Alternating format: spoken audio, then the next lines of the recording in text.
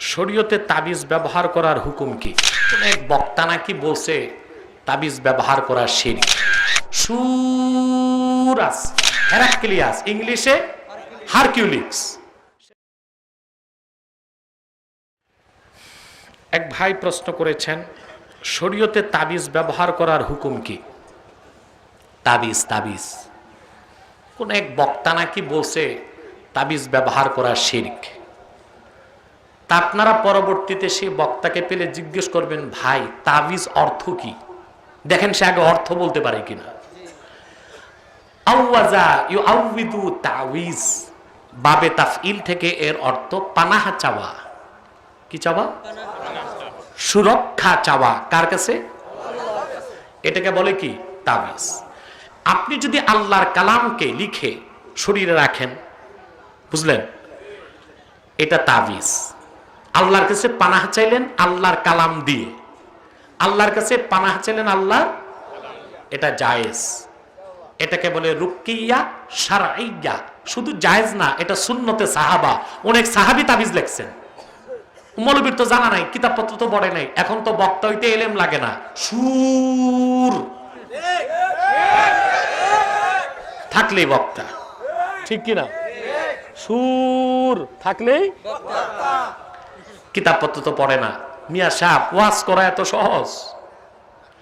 আমি অদম এখনো তাফসির করতে যে 6টা 7টা কখনো 12 থেকে 14টা তাফসির দেখি, যেন আমার দ্বারা কোনো ভুল ওয়াজ না হয়, মানুষ যেন পথভ্রষ্ট না হয়। এখন বাংলাদেশ অধিকাংশ বক্তা বড় আলেম নাই তা না, অনেক বড় বড় আলেম আছে, কিন্তু মাঠে নাই। কোথায় নাই? কেউ মাদ্রাসায় আছে, কেউ খানকায় আছে। মাঠে যারা আছে আলেম আছে সংখ্যায় কম, অধিকাংশই বেআলেম। সুর আছে, এলেম। এজন্য বক্তা যে কি বলতেছে তা নিজেও বুঝে না, মধুর সাথে বিষ মিশায়া সব শেষ করে দিচ্ছে। আল্লাহ রসুল যেটাকে শিরক করেছেন সেটা তাবিজ না, ওটার নাম তামিমা। ওটার নাম কি? একটা দুইটা বেটা, অসংখ্য হাদিসে এসেছে, রাসূলুল্লাহ বলেছেন, মান আল্লাকা তামিমাতান ফাকাদ আশরাক। যে তামিমা লটকাইলো সে শিরক করলো। মৌলবী তো বুঝেই নাই তামিমা কি আর তাবিজ কি। তামিমার 14টা অর্থ। কয়টা? লেসানুল আরব, আরবি সবচেয়ে বড় অভিধান লেসানুল আরবে 14টা অর্থ আসছে। আমি কয়েকটা অর্থ বলে দিই, কথা বলে না। সুতা, ফিতা, নড়ি, কড়ি, জড়ি, বুটা, মৃত পশুর চামড়া, শিং, পায়ের খুর, তীরের ফলা, সকল জড় পদার্থ বরকতের জন্য, আরোগ্যের জন্য শরীরে লাগানো তামিমা এবং শিরক। রাসূলুল্লাহ সেটাকে নিষেধ করেছেন, কিন্তু কোরআন হাদিস থেকে যা লেখা হয় তাবিজ সেটা জায়েজ আছে, বরং অনেক সাহাবীর মতে সুন্নাত। এবার জবাব পাইছেন? তাফসিরুল কবির প্রথম খণ্ড বিসমিল্লাহির রহমানির রহিমের ব্যাখ্যায় এসেছে, রোম সম্রাটের নাম ছিল হেরকেল বাদশাহ। হেরকেল কি নাম? তার বাংলা নাম হলো হেরাক্লিয়াস। ইতিহাসে লিখছে কি নাম? ইংলিশে তারই নাম হারকিউলিস।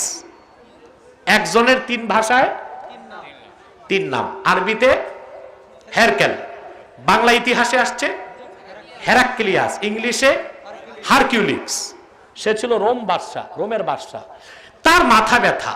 এখন রোমের বাদশাহ, তার তো কবিরাজ আর ডাক্তারের অভাব নেই, আছে? কথা বলে না। মাথা ব্যথা যায় না, তখন সে লোক পাঠাইছে হযরত ওমর রাদিয়াল্লাহু তাআলা আনহুর কাছে। সুবহানাল্লাহ কইবেন না? হযরত ওমর রাদিয়াল্লাহু তাআলা আনহু একটা টুপি পাঠিয়ে দিলেন। হাদিসে আসছে, ফাবাসা লাহু ওমর রাদিয়াল্লাহু তাআলা আনহু কালানসুয়াতান। হযরত ওমর রোম সম্রাটের জন্য একটা টুপি পাঠিয়ে দিলেন।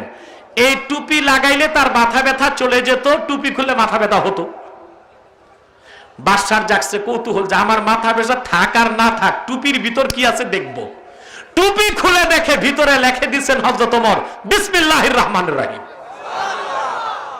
তাহলে তাবিজ হিসেবে শেফার জন্য কোরআন থেকে কিছু লিখে দেওয়া জায়েজ না না জায়েজ? শিরক না জায়েজ? শুধু জায়েজ না, সুন্নতে সাহাবা। বেটা মৌলবী কিতাব পড়া নাই, ফতুয়া মারো পাতালে। হযরত ওমরের কাজ আমাদের জন্য সুন্নাত। রাসূলুল্লাহ বলেছেন, আলাইকুম বিসুন্নতি ওয়া সুন্নাতিল খুলাফায়ে রাশিদিন আল মাহদিয়িন। আমার সুন্নাত তোমাদের মানা যেই রকম ফরজ, আমার 4 খলিফার সুন্নাত মানাও ফরজ। সেই 4 খলিফার এক খলিফা হযরত ওমর তাবিজ লিখছেন, তাবিজ দিবেন, এটা জায়েজ না শুধু সুন্নতে সাহাবা। বক্তার কথা রিফিউজ। ওয়াখির দাওয়ানা আলহামদুলিল্লাহি রাব্বিল আলামিন। আসসালামু আলাইকুম ওয়া রাহমাতুল্লাহি ওয়া বারাকাতুহু।